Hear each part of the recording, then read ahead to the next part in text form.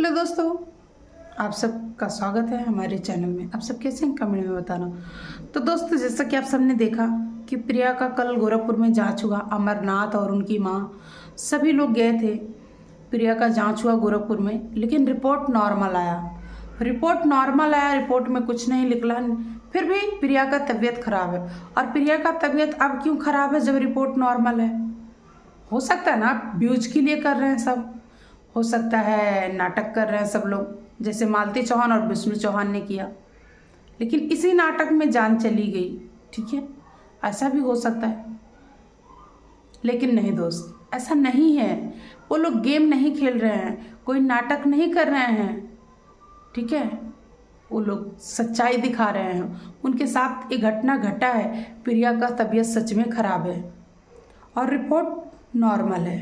ये कैसे हो सकता है कि प्रिया का तबीयत भी खराब है, मानसिक रूप से वो बीमार भी हैं और रिपोर्ट भी नॉर्मल हो सकता है?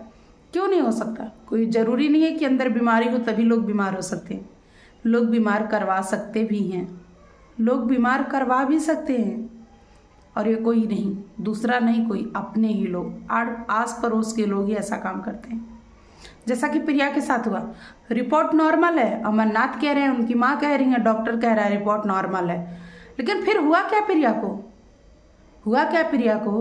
कि उनके ऊपर हम सब कहते हैं अंधविश्वास नहीं होता है। विश्वास करो, हर एक चीज होता है। तो प्रिया के ऊपर उनके ही कुछ पड़ोसियों, कोई पड़ोसी उनका जो कि उनका दुश्मन होगा और उनको पसंद नहीं करता होगा, उनको देख के जलता होगा कि आगे कैसे बढ़ रहे हैं, वही पड़ोसी प्रिया के ऊपर कर्तव्य दुआ कर दिया। कर्तव्य दुआ करवाया, झाड़ फूक करवाया, क्योंकि प्रिया को पूरी तरह से पागल कर दिया। प्रिया अपने परिवार को भूल गई, अपने परिवार को नहीं याद कर रही है, अपने परिवार को नहीं पहचान रही है, अपने परिवार को नहीं जान रही है, यहाँ तक अपने पति को भी नहीं पहचान रही है प्रिया। लेकिन आज देखा जा रहा है तो प्रिया का तबीयत ठीक है कुछ, और प्रिया ठीक है। लेकिन प्रिया इशारों में बता रही है कि कोई औरत आई और मैं बैठी थी, कोई औरत आई और मेरे पास बैठी, मेरे पेट पे हाथ रखा, तभी से मेरा याददाश्त खो गया।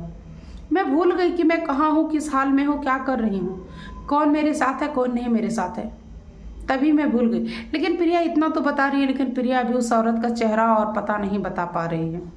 और भगवान करे प्रिया इतनी अच्छी हो जाए और ठीक हो जाए और प्रिया उस औरत का चेहरा भी बता पाए और वो औरत कहाँ की रहने वाली है, कौन है, ये भी बता पाए। क्योंकि दोस्तों, जो भी ये काम किया है ना, वो बहुत गलत किया है।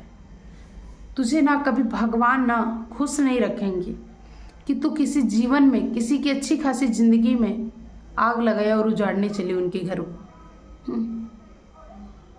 खुश नहीं रहोगे तुम लोग कभी भी। तुम लोग प्रिया को बदनाम करना चाहे तो दोस्तों, अभी प्रिया ठीक है, अभी बता रही हैं कि क्या हुआ, कैसे हुआ, और अभी बोल नहीं पा रही हैं। प्रिया जैसे गुम होते हैं वैसा हरकत कर रही हैं। और अभी अमरनाथ को भी पहचान रही है प्रिया, अपने माँ को भी पहचान रही है, यानी कि सभी यूट्यूबर को पहचान रही है। और रात में जब वो गोरखपुर से दवाई करवा के आए थे तो सभी यूट्यूबर उनसे मिलने गए थे। दुख की बात है कि काश हम भी उनसे मिल पाए होते। अगर जो घर पे होते तो हम भी उनसे मिलने गए होते, लेकिन हम घर पे नहीं है, दिल्ली में है, नहीं जा सके। लेकिन यहीं से हम भगवान से दुआ करते हैं, प्रार्थना करते हैं कि हे भगवान, प्रिया जल्दी ठीक हो जाए। देखिए, कोई भी, प्रिया हमारे रिश्ते में कुछ नहीं लगती, हमारी ना फैमिली है, ना भाई, ना प्रधान, ना हमारी अड़ोसी, ना पड़ोसी, लेकिन फिर भी हम उनके लिए दुआ कर रहे हैं, क्योंकि वो मेरी नहीं तो किसी की बहन, बेटी, बीबी, माँ हैं, ठीक है। तो किसी की भी परिवार में कोई तकलीफ आता है तो मुझे बहुत तकलीफ होता है। कुछ दिन पहले, अभी 2-4 दिन हुआ, जिस दिन मेरा जन्मदिन था उसी दिन मेरे माँ का तबीयत खराब था। मेरी माँ उसी दिन एडमिट हो गई थी हॉस्पिटल में, इतना हालत ख़राब था। लेकिन मेरी माँ मुझे बताना ये चीज़ सही नहीं समझी। मेरी माँ ने मुझसे इसलिए छुपाया क्योंकि अगर जो मैं बता दूँ कि मेरा तबीयत ज़्यादा ख़राब है तो मेरी बहू, मेरी बेटी जन्मदिन एंजॉय नहीं कर पाएगी और जन्मदिन अपना नहीं मना पाएगी।